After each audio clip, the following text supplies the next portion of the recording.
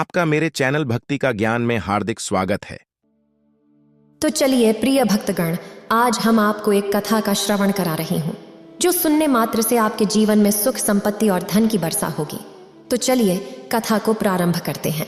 अगर आप यह कहानी सुन रहे हैं तो पूरा सुनिए।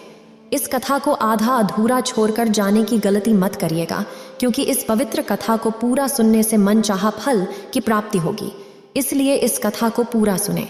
आप शिव भक्त हैं तो भोलेनाथ का अनादर ना करें।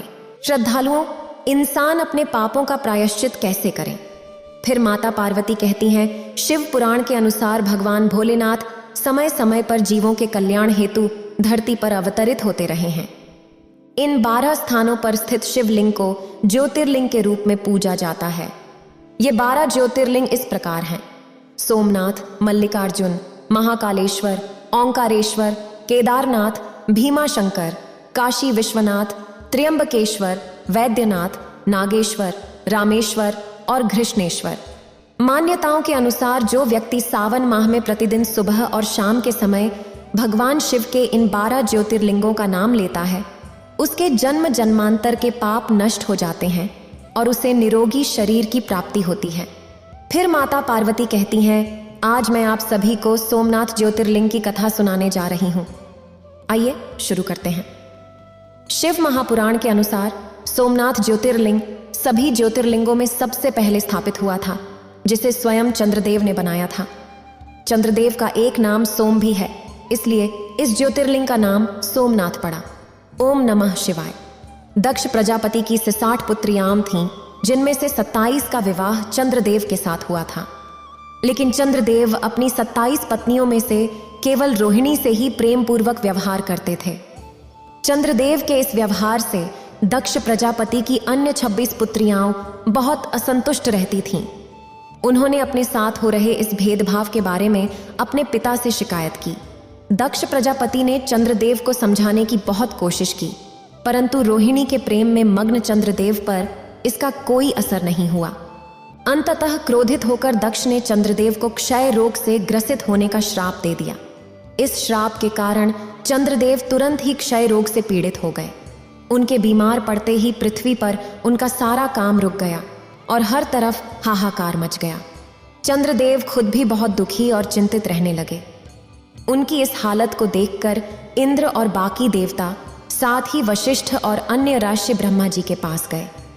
सारी बातें सुनने के बाद ब्रह्मा जी ने कहा, अब जो हुआ उसे बदला नहीं जा सकता, इसलिए इसके समाधान के लिए मैं तुम्हें एक उपाय बताता हूँ। चंद्रदेव सभी देवताओं के साथ प्रभास नामक क्षेत्र में जाकर महामृत्युंजय मंत्र का विधिपूर्वक अनुष्ठान करते हुए भगवान शिव की आराधना करें। अपने सामने भगवान शिव के शिवलिंग की स्थापना करें और वहां तपस्या करें। ऐसा करने से भगवान शिव प्रसन्न होकर उन्हें रोग मुक्त कर देंगे। ब्रह्मा जी की आज्ञा के अनुसार चंद्रदेव सभी देवताओं के साथ प्रभास क्षेत्र में चले गए। वहां जाकर उन्होंने 6 महीने तक निरंतर भगवान शिव की तपस्या की और महामृत्युंजय मंत्र से भगवान शिव का पूजन किया। उन्होंने 10 करोड़ बार महामृत्युंजय मंत्र का जाप किया और ध्यान मग्न होकर वहां खड़े रहे।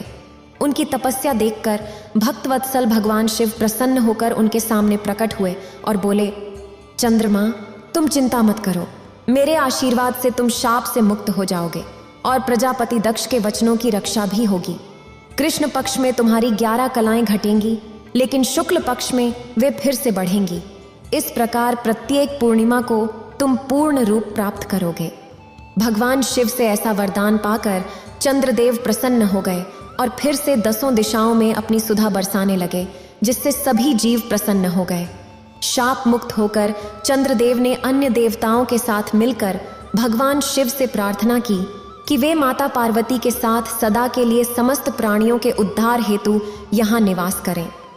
भगवान शिव ने चंद्रदेव की इस प्रार्थना को स्वीकार किया और ज्योतिर्लिंग के रूप में माता पार्वती के साथ प्रभास क्षेत्र में रहने लगे। सौराष्ट्र में स्थित प्रभास क्षेत्र में इस सोमनाथ ज्योतिर्लिंग की महिमा महाभारत, श्रीमद् भागवत तथा स्कंद पुराण में भी विस्तार से बताई गई है। चंद्रमा का एक नाम सोम भी है। चंद्रदेव ने भगवान भोलेनाथ को अपना स्वामी मानकर यहाँ तपस्या की थी। उन्हीं के नाम पर भगवान भोलेनाथ सोमेश्वर कहलाए और सोमनाथ के नाम से तीनों लोकों में विख्यात हुए। जो मनुष्य सोमनाथ का पूजन करते हैं उन्हें सभी प्रकार के रोगों से मुक्ति मिल जाती है। तीनों लोकों के स्वामी साक्षात भगवान शंकर सोमनाथ ज्योतिर्लिंग में विद्यमान है, जिसके दर्शन मात्र से भक्तों के जन्म मरण के सारे पाप और दुष्कृत्य नष्ट हो जाते हैं और वे भगवान भोलेनाथ और माता पार्वती की अक्षय कृपा के पात्र बन जाते हैं। बोलो सोमनाथ भगवान की जय, भोले भंडारी की जय।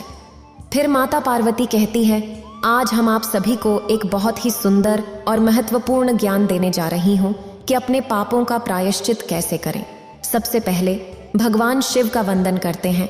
ओम नमः शिवाय। उन्हीं तथागत भगवान शिव को मेरा कोटि कोटि चरणों में साष्टांग प्रणाम। फिर माता पार्वती कहती हैं, अब बताएंगे कि कैसे चाहे भूल से, जानबूझकर या किसी भी प्रकार से किए गए पापों का प्रायश्चित किया जाए। इस पूरे प्रवचन को ध्यान से सुनिए। इसके बाद आप अपने पापों को धो सकते हैं और उनका प्रायश्चित कर सकते हैं। देखिए, इंसान के जीवन में एक दिन मृत्यु का समय अवश्य आएगा। मृत्यु शैया पर जब इंसान होंगे, अगर इंसान ने बहुत सारे पाप किए हैं तो वे पापी विचार इंसान को घेर लेंगे। भगवान शिव ने इसका एक उदाहरण दिया है। मान लीजिए कि एक पहाड़ है और उसके सामने एक व्यक्ति पूर्व दिशा की ओर मुंह करके बैठा है। जब सूरज उगता है तो वह पूर्व से उगता है और पश्चिम में जाकर पहाड़ के पीछे छिप जाता है। जब सूरज पहाड़ के पीछे जाता है तो उसकी छाया उस व्यक्ति पर पड़ती है और उसे ढक लेती है। उसी प्रकार जीवन में जब कोई व्यक्ति बहुत पाप करता है तो पापी विचार उसे घेर लेते हैं और उसे ढक लेते हैं। इसलिए याद रखिए, एक दिन इंसान की मृत्यु का दिन जरूर आएगा। यदि इंसान ने अपने जीवन में बहुत पाप किए हैं तो वे पापी विचार उसे घेर लेते हैं और पश्चाताप करने के बाद मृत्यु के पश्चात उसे नरक जैसी स्थिति में जन्म लेना पड़ता है। सभी व्यक्ति के लिए यह दिन निश्चित रूप से आता है। इसलिए अब तक किए गए पापों का प्रायश्चित कैसे करें और उस भयंकर अवस्था से कैसे बचें। फिर माता पार्वती कहती है, कुछ लोग कहते हैं कि पुण्य और पाप का फल नहीं होता।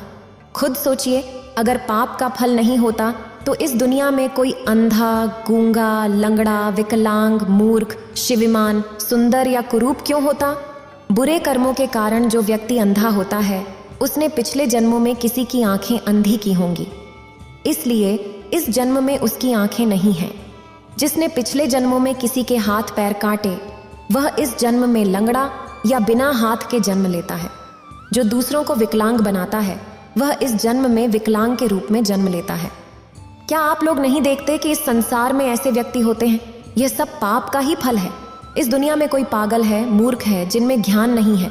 पिछले जन्म में जो व्यक्ति बहुत नशा करता था वह इस जन्म में पागल के रूप में जन्म लेता है, क्योंकि नशे के कारण उसका मस्तिष्क खराब हो जाता है। यह सब पाप के कर्मों का ही परिणाम होता है। पाप का फल हमेशा पाप ही होता है। इसलिए मनुष्य लोक में इतनी भिन्नता है, क्योंकि कुछ लोग बहुत गरीब हैं जो पिछले जन्मों में दान नहीं देने के कारण पाप का फल भुगत रहे हैं। इसी वजह से इस संसार में इतनी विविधता देखने को मिलती है। तो अब इंसान को क्या करना चाहिए? पाप हो गया है, अब उसका प्रायश्चित कैसे किया जाए, यही हम जानने वाले हैं। देखिए, इस दुनिया में सभी लोगों को अच्छे लोगों का साथ नहीं मिलता है। बचपन से अच्छे मित्रों की संगति न मिलने के कारण या बुरे मित्रों की संगति मिलने के कारण पाप हो जाता है। बहुत से लोग पूछते हैं कि अच्छे आचरण कहाँ है, और वे बुरे वातावरण में पढ़ने और बुरे मित्रों के साथ रहने के कारण पाप कर बैठते हैं।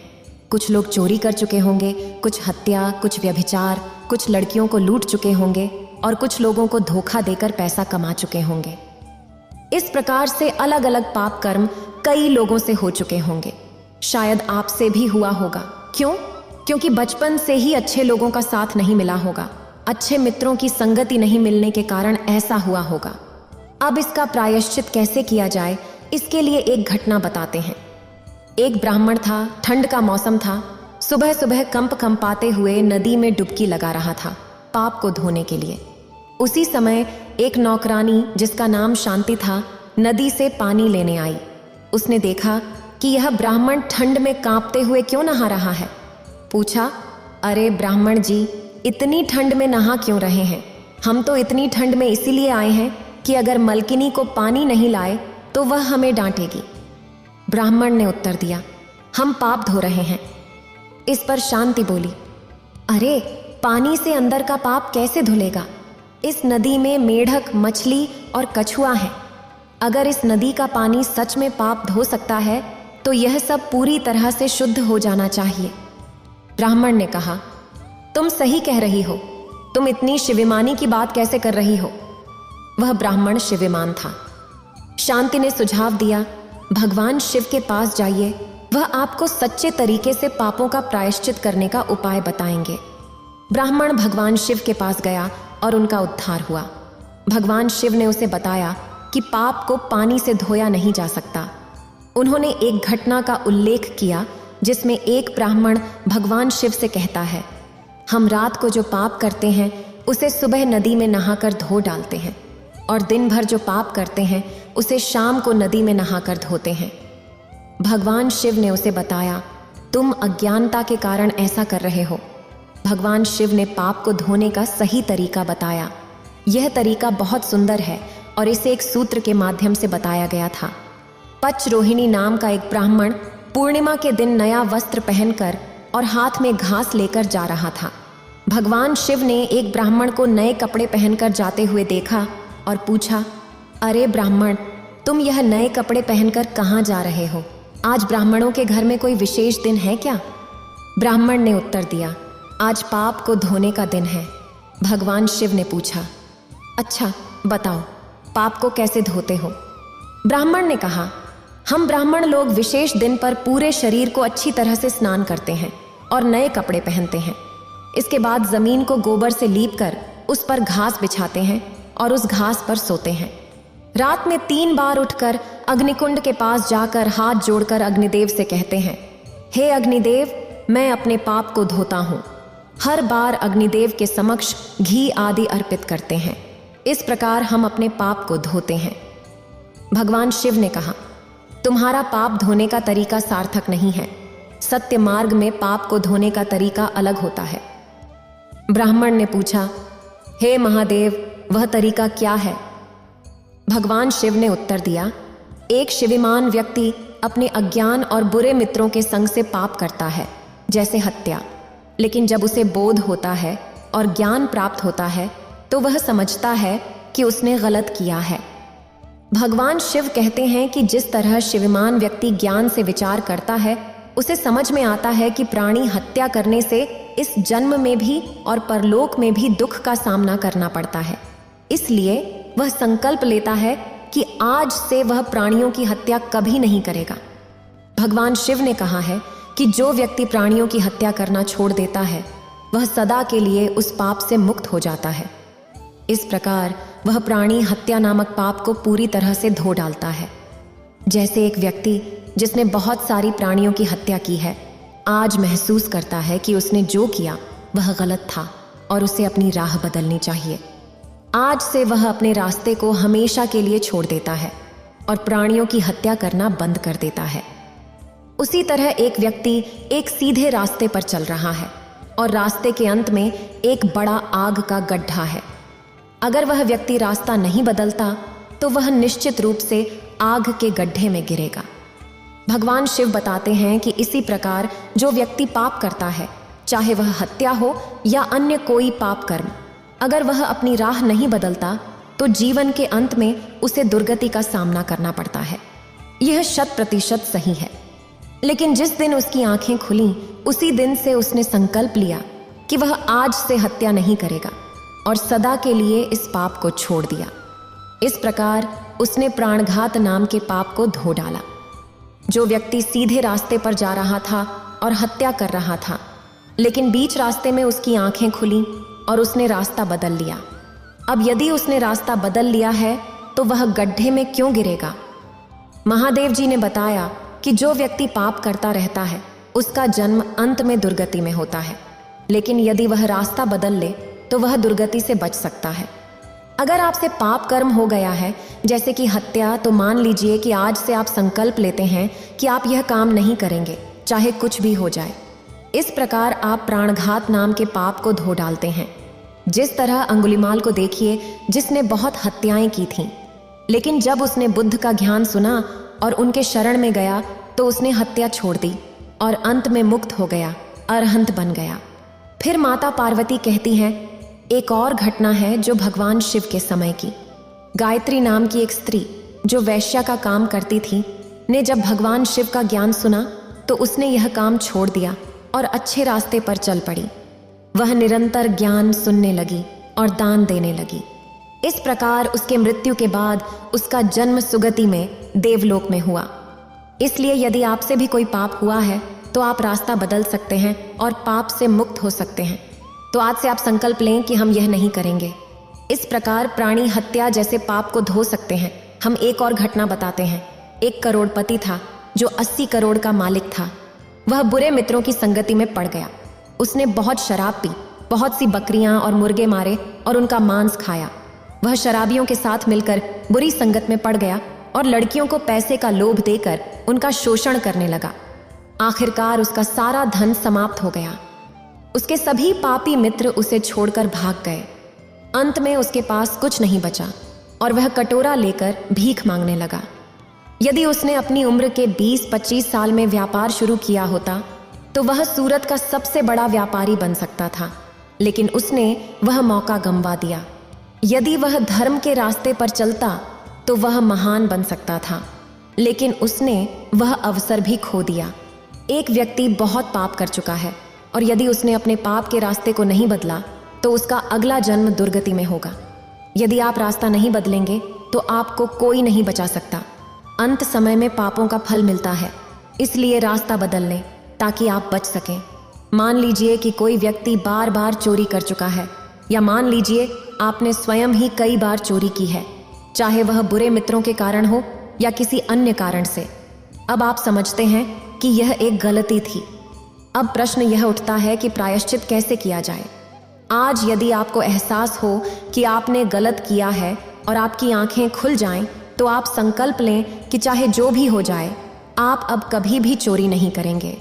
भगवान शिव कहते हैं कि जो व्यक्ति इस प्रकार से ज्ञान से मनन करता है और संकल्प लेता है कि अब से वह चोरी नहीं करेगा, वह शिविमान है। चोरी के कारण इस जन्म में भी और अगले जन्म में भी दुख होता है। इसलिए यदि आप आज से संकल्प लें कि आप चोरी नहीं करेंगे, तो भगवान शिव कहते हैं कि इस प्रकार वह व्यक्ति अपने पाप को धो डालता है और उसका पाप मिट जाता है। यह जो संकल्प लेता है वह सही मार्ग पर चलता है। जैसे कि एक समय भगवान शिव के समय में 2 चोर थे। वे जहां शिव शिष्य प्रवचन देते थे वहां चोरी करते थे। वे प्रवचन सुनने आने वाले लोगों के बीच जाते और उनकी जेब काटते थे। एक दिन उनमें से एक चोर को पीछे बैठना पड़ा और उसने प्रवचन सुना। उसकी आंखें खुल गईं और उसने समझा कि जो वह कर रहा था वह गलत था। उस दिन उसने संकल्प लिया कि अब वह कभी चोरी नहीं करेगा और सही रास्ते पर चल पड़ा। इस प्रकार उसने अपना जीवन बदल लिया और अंत में दुर्गति से बच गया। वह चोर बदल गया और सही मार्ग पर चलने लगा। इस प्रकार आप भी संकल्प लें और सही मार्ग पर चलें। तो आज से आप संकल्प लें कि हम कभी चोरी नहीं करेंगे, चाहे प्राण ही क्यों न चले जाएं।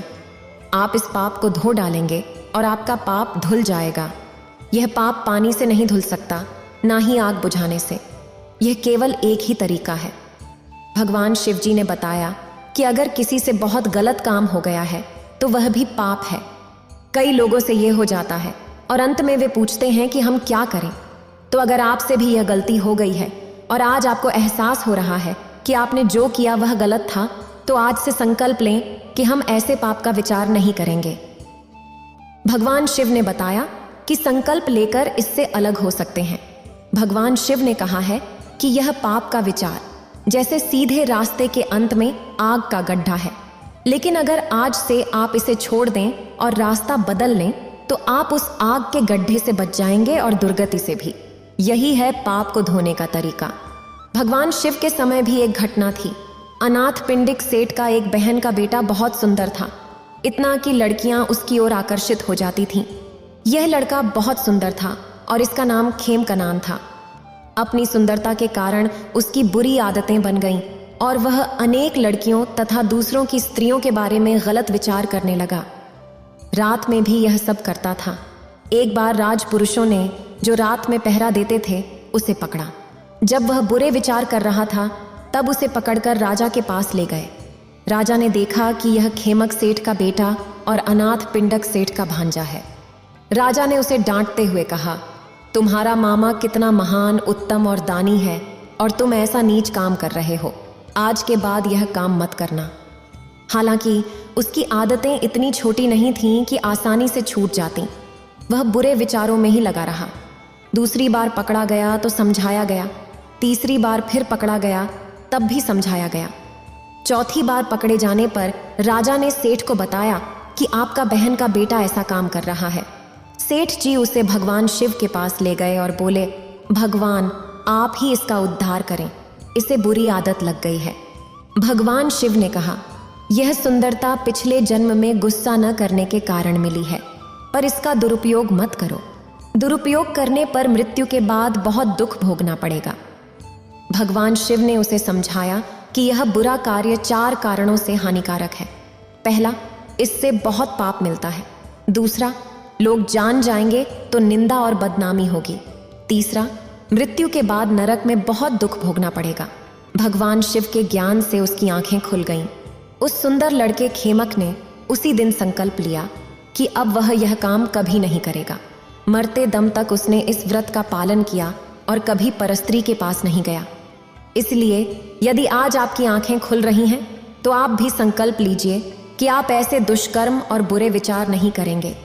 तभी आप इस पाप को धो सकते हैं, नहीं तो यह बहुत मुश्किल है। मृत्यु के बाद कोई आपकी मदद नहीं कर सकता। आपकी सुंदरता भी बुढ़ापे के साथ समाप्त हो जाएगी। आपकी सुंदरता भी जलकर राख हो जाएगी। आपके माता पिता आपको छोड़ देंगे, संपत्ति भी छोड़नी पड़ेगी, लेकिन पाप बहुत बुरा फल देता है और बहुत दुख भोगना पड़ता है। यह मृत्यु की सच्चाई है। इसलिए जब आप यह समझ रहे हैं, तो आज से ही संकल्प लें कि हम यह गलत काम नहीं करेंगे। अपने रास्ते को बदल लीजिए, आपका कल्याण होगा। देखिए, एक और बात है, कई लोग सुधर जाते हैं। यदि पाप हो गया है तो आज से हम रास्ता बदल देते हैं, लेकिन कई लोग इस कमजोरी का सामना करते हैं और पहले की गलतियां याद आती हैं। इसके लिए क्या किया जाए? यह सही है कि सुधरने के बाद भी पुरानी गलतियां बार बार याद आती हैं। क्या किया जाए? आपको ऐसा सोचना चाहिए कि हाँ, हमने वह गलत काम किया, कितना नीच काम किया, कितना खराब, कितना पाप, और इसके लिए बहुत पश्चाताप होता है। देखिए, इसका एक तरीका है। आपको ऐसा सोचना चाहिए कि हम अब सुधर चुके हैं और हमने पाप के रास्ते को बदल दिया है। उदाहरण के लिए, यदि आप किसी गड्ढे में गिरने वाले थे लेकिन आपने रास्ता बदल लिया, तो अब पुराने रास्ते के बारे में सोचकर पश्चाताप करने का कोई फायदा नहीं है। इस प्रकार आपको सोचना चाहिए कि आपने रास्ता बदल लिया है। मेरा सौभाग्य कि मेरी आंखें खुल गईं और मुझे सत्य सुनाई दिया। मुझे रास्ता बदलने का मौका मिला, नहीं तो बहुत दुख भोगना पड़ता। इस प्रकार सोचकर आप पश्चाताप से मुक्त हो सकते हैं और पुरानी बातों को भूल सकते हैं। एक और उदाहरण लेते हैं। मान लीजिए आप पहले पाप कर रहे थे, तो वह जीवन अंधकार के समान था। अब आपको उस अंधकार को दूर करना है, तो क्या करना पड़ेगा? क्या करना पड़ेगा? एक दीपक जलाना पड़ेगा, सही ना? एक दीपक जलाने के बाद क्या होगा? वह अंधकार दूर हो जाएगा और चारों ओर प्रकाश फैल जाएगा। हत्या, चोरी और गलत विचार, ये सब क्या है? ये जीवन को अंधकार में डालते हैं। इस अंधकार को दूर करने के लिए इन तीनों चीजों को, चाहे वह हत्या हो या चोरी या गलत विचार, हमेशा के लिए समाप्त करना होगा और उनसे विरक्त होना पड़ेगा। यही है दीपक, और आपका जीवन प्रकाश से भर जाएगा। समझ गए? अब एक उदाहरण बताते हैं। अक्सर हमें पछतावा होता है कि हमने ये गलत काम किया। सोचिए, एक व्यक्ति को हर दिन कोई दोस्त एक गोली देता है। वह व्यक्ति सोचता है कि यह गोली उसे ताकतवर बनाएगी, लेकिन एक दिन एक शुभ चिंतक या अच्छा डॉक्टर उसे बताता है कि यह गोली ताकतवर बनाने के लिए नहीं, बल्कि उसे पागल बनाने के लिए है। उस व्यक्ति की आंखें खुल जाती हैं। अब उसे क्या करना होगा? उसे वह गोली छोड़नी पड़ेगी। अब सोचिए, अगर उसने वह गोली छोड़ दी, तो क्या पिछली गलती के बारे में सोचने का कोई फायदा है? नहीं। उसे खुश होना चाहिए कि उसे किसी ने सही रास्ता दिखाया और पागल होने से बचा लिया। उसी प्रकार हमें भी खुश होना चाहिए कि हमारे भाग्य ने हमें सही मार्ग दिखाने वाला कोई शुभ चिंतक भेजा जिसने हमें गलत रास्ते से बचाया। इसी सोच के साथ हम पुरानी गलतियों को छोड़ सकते हैं। और एक उदाहरण हम बताते हैं। मान लीजिए कि आपकी किडनी या शरीर का कोई आंतरिक अंग खराब हो रहा है क्योंकि आप नियमित रूप से शराब पी रहे हैं या धूम्रपान कर रहे हैं। अब एक बड़े शुभ चिंतक और प्रसिद्ध डॉक्टर ने आपको बताया कि यह रोज की स्मोकिंग और शराब का सेवन आपके अंदरूनी अंगों को पूरी तरह से खराब कर देगा। अगर आप इसे जारी रखते हैं तो आपका सारा आंतरिक हिस्सा बर्बाद हो जाएगा। ऐसे में आपको क्या करना चाहिए? सबसे पहले समझदार व्यक्ति इस हानिकारक आदत को छोड़ देगा, क्योंकि एक बड़े डॉक्टर ने कहा है कि इससे आपके आंतरिक अंग खत्म हो जाएंगे। बाद में वह व्यक्ति इन चीजों को छोड़ देता है क्योंकि वह शिवमान है। इसलिए अब आप बताइए कि रोने या पछताने का क्या फायदा है कि हम रोज वो चीजें लेते थे जो हमारे आंतरिक अंगों को खराब कर रही थीं। इससे कोई फायदा नहीं है, बल्कि खुश होना चाहिए कि शुभ चिंतक ने हमारी आंखें खोल दी, वरना हमारा सारा आंतरिक हिस्सा खराब हो जाता। उसी प्रकार आप अच्छे रास्ते पर आ चुके हैं। उन पापों को याद करने से कोई फायदा नहीं है। आपको खुश होना चाहिए कि आपकी आंखें खुल गईं एक शुभ चिंतक के कारण। आपको यह सोचना चाहिए कि अब आपकी दुर्गति नहीं होगी और खुश होना चाहिए। पुरानी बातों को याद करने से कोई लाभ नहीं है। इसलिए इन तरीकों से उन हानिकारक चीजों को छोड़ें और अच्छे कर्म करने की आदत डालें। जैसे आज से आप अच्छे काम करें। यदि आपने कुछ गलत किया है तो कुछ अच्छे काम भी करें। हो सके तो दूसरों को दान दें, चाहे वह भिखारी हो या किसी के पास वस्त्र नहीं हो। एक नया कपड़ा गिफ्ट करें, इससे आपको बहुत खुशी मिलेगी। किसी भूखे को खाना दें, इससे आपको खुशी मिलेगी। या हो सके तो किसी के पास चप्पल नहीं हो तो उसे एक नया चप्पल गिफ्ट करें। किसी को पेन, पेंसिल या कलम गिफ्ट करें, इससे आपको भी खुशी मिलेगी और आपका जीवन सही दिशा में आगे बढ़ेगा। अगर कोई पढ़ना चाहता है तो उसे 1 महीने की फीस दे दीजिए। इस प्रकार से सोच समझकर करने से आप पुण्य कर्म करेंगे। आपको अंदर से बहुत खुशी महसूस होगी। इसे करके देखिए, आपको बहुत प्रसन्नता होगी। इस प्रकार से पुण्य कर्म करते रहिए। जितना संभव हो सके पुण्य कर्म करेंगे। ऐसा करने से बुरे विचार मन में नहीं आएंगे, क्योंकि आप अच्छे कर्म कर रहे होंगे। आपके मन में बार बार यह विचार आएगा कि आपने यह अच्छा काम किया, वह अच्छा काम किया। अगर आप किसी को नए कपड़े देंगे तो जब वह व्यक्ति उन्हें पहनेगा तो आपके दिल में बहुत खुशी होगी। यह सोचकर कि आपने वह कपड़ा दान दिया, आपको अंदर से प्रसन्नता महसूस होगी। अब इसे करके देखिए। भगवान शिव के समय की एक कहानी सुनिए। मल्ली नाम की एक औरत थी जिसने जीवन में बहुत पुण्य कर्म किए थे, लेकिन एक बार अज्ञानवश उसने एक कुत्ते के साथ गलत काम कर लिया। नहाते समय कुत्ता आ गया और गलत व्यवहार करने लगा। उस समय उसके मन में गंदे विचार आए होंगे। मृत्यु के बाद भी वह बहुत पुण्य कर्म करती रही, लेकिन उस गलती के कारण उसे बहुत पश्चाताप हुआ। उसके पति ने जब पूछा तो शर्म के मारे उसने झूठ बोला कि उसने कुछ नहीं किया। इस प्रकार उसने 2 गलतियां की, एक तो कुत्ते के साथ गलत काम और दूसरी झूठ बोलना। अंत में उसे अपने कर्मों का बहुत पश्चाताप हुआ। उसने अपने जीवन में बहुत पुण्य कर्म किए थे, लेकिन केवल एक गलती के कारण उसे नरक में जन्म लेना पड़ा। 7 दिन के लिए नरक में जन्म लिया, क्योंकि उसने केवल एक बार गलती की थी। इस प्रकार पश्चाताप कितना खतरनाक हो सकता है। इसलिए पश्चाताप को छोड़ दीजिए। जो तरीका हमने बताया है उस प्रकार से सोचिए और पश्चाताप से मुक्त हो जाइए। अच्छे कर्म में लग जाइए। यह था तीसरा और चौथा तरीका। भगवान शिव जी ने बताया है कि अगर कोई व्यक्ति बहुत झूठ बोलता है तो उसे समझ में आने पर संकल्प लेना चाहिए कि अब से वह झूठ नहीं बोलेगा। इस प्रकार झूठ नाम का पाप धो जाता है। भगवान शिव जी का तरीका बहुत सुंदर है, दूसरा कोई तरीका नहीं है।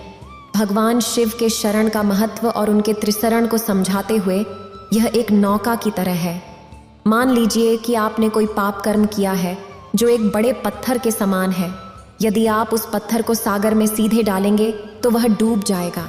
चाहे वह छोटा पत्थर हो या बड़ा, लेकिन उसी बड़े पत्थर को एक बड़ी नौका पर रखा जा सकता है और वह पार ले जाया जा सकता है। भगवान शिव की शरण एक ऐसी नौका के समान है जो आपके सबसे बड़े पाप को भी धोकर आपको पार ले जा सकती है। अंगुलीमाल जैसे भक्त कहते हैं कि यदि कोई अपने पाप कर्मों को पुण्य और कुशल कर्मों के बल से दबा देता है तो वह पूरी दुनिया को आलोकित करता है, जैसे पूर्णिमा की रात में बिना बादलों का चांद चमकता है। यह एक सुंदर उदाहरण है। इसलिए यदि आपसे भी पाप हो गया है तो उन पापों को पुण्य के बल से दबा दीजिए, इससे आप दुर्गति से बच सकते हैं। भगवान शिव कहते हैं कि यदि कोई व्यक्ति बहुत चुगली करता है, कठोर वाणी बोलता है, व्यर्थ बातें करता है या दूसरों को लूटता है तो उसी दिन से वह संकल्प ले कि आज से हम यह गलत काम नहीं करेंगे। भगवान शिव बताते हैं कि चुगली, कठोर वाणी, व्यर्थ वाणी, लूटपाट जैसे पापों को धो डाला जा सकता है।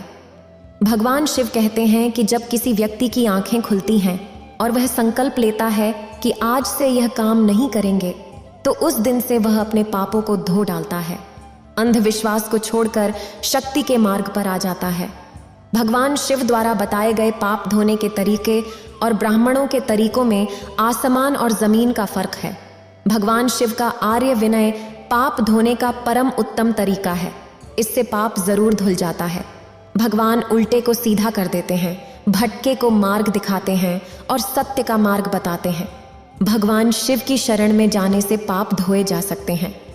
तो आज तक जो भी पाप कर्म आपसे हो गए हैं, चाहे वो हत्या, चोरी, दुष्कर्म या विचार में ही क्यों ना हो, आपको इसका फल जरूर मिलेगा। हत्या, चोरी, झूठ, चुगली या लूटपाट जैसी बुरी आदतें अगर आप में हैं तो यह याद रखें कि इसका परिणाम अवश्य मिलेगा। इसलिए आज ही अपने रास्ते को बदल लें। आज से यह सोचें कि आप इन बुरे रास्तों को छोड़ रहे हैं। वह रास्ता जो आपको सीधा गड्ढे में ले जाएगा, आग के गड्ढे में, उसे बदल लें। भगवान शिव कहते हैं कि जो अपने रास्ते को बदल देता है वह दुर्गति में जन्म नहीं लेता। इसलिए अगर आज तक आपसे पाप हो गया है तो आज से अच्छे रास्ते पर आ जाइए। अपने जीवन को पुण्य से भरिए, अलग अलग अच्छे काम करके।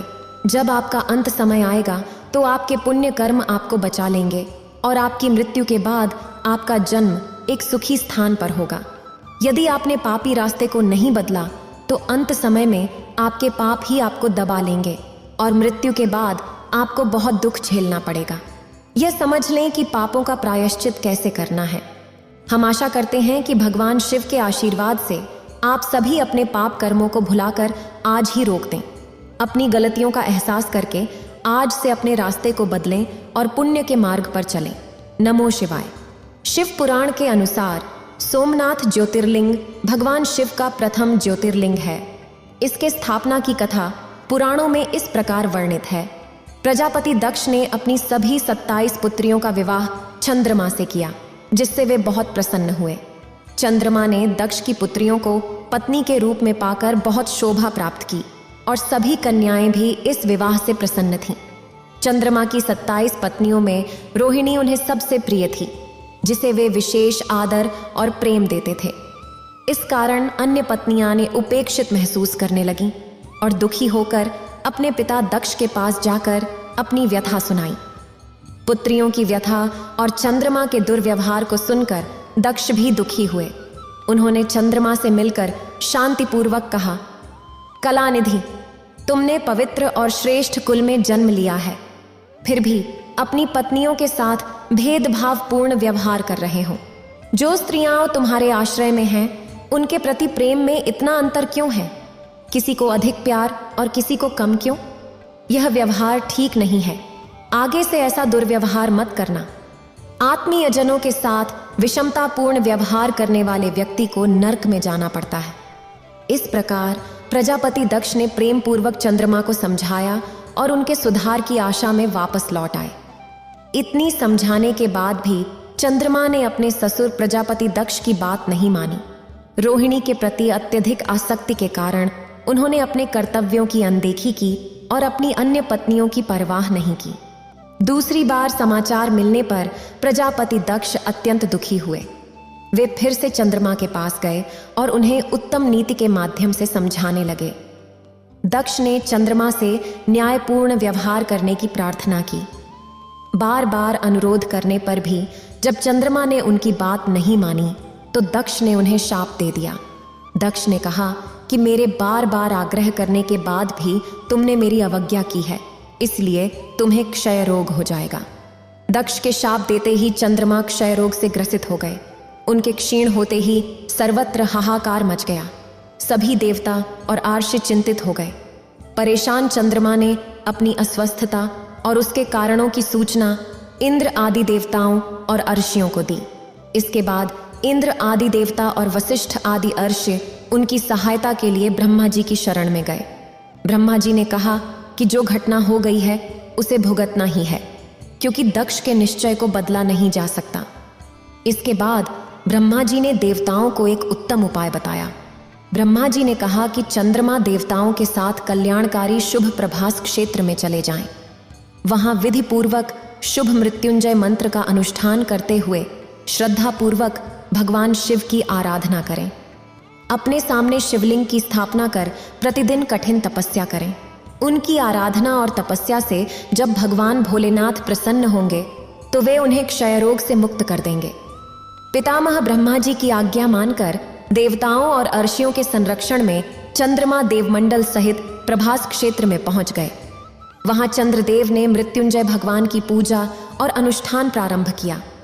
वे मृत्युंजय मंत्र का जाप और भगवान शिव की उपासना में तल्लीन हो गए। ब्रह्मा जी की आज्ञा के अनुसार चंद्रमा ने 6 महीने तक निरंतर तपस्या की और वृषभ ध्वज का पूजन किया। 10 करोड़ मृत्युंजय मंत्र का जाप और ध्यान करते हुए चंद्रमा स्थिर चित्त से वहां निरंतर खड़े रहे। उनकी तपस्या से भक्तवत्सल भगवान शंकर प्रसन्न हो गए। उन्होंने चंद्रमा से कहा, चंद्रदेव, तुम्हारा कल्याण हो। तुम जिसके लिए यह कठोर तप कर रहे हो वह अपनी अभिलाषा बताओ। मैं तुम्हारी इच्छा के अनुसार तुम्हें उत्तम वरदान दूंगा। चंद्रमा ने प्रार्थना करते हुए विनय पूर्वक कहा, देवेश्वर, आप मेरे सभी अपराधों को क्षमा करें और मेरे शरीर के इस क्षय रोग को दूर कर दें। भगवान शिव ने तपस्या से प्रसन्न होकर चंद्रदेव से वर मांगने के लिए कहा। इस पर चंद्रदेव ने वर मांगा कि हे भगवान, आप मुझे इस श्राप से मुक्त कर दीजिए और मेरे सभी अपराध क्षमा कर दीजिए। भगवान शिव के लिए इस श्राप को पूरी तरह समाप्त करना भी संभव नहीं था, इसलिए एक मध्य मार्ग निकाला गया।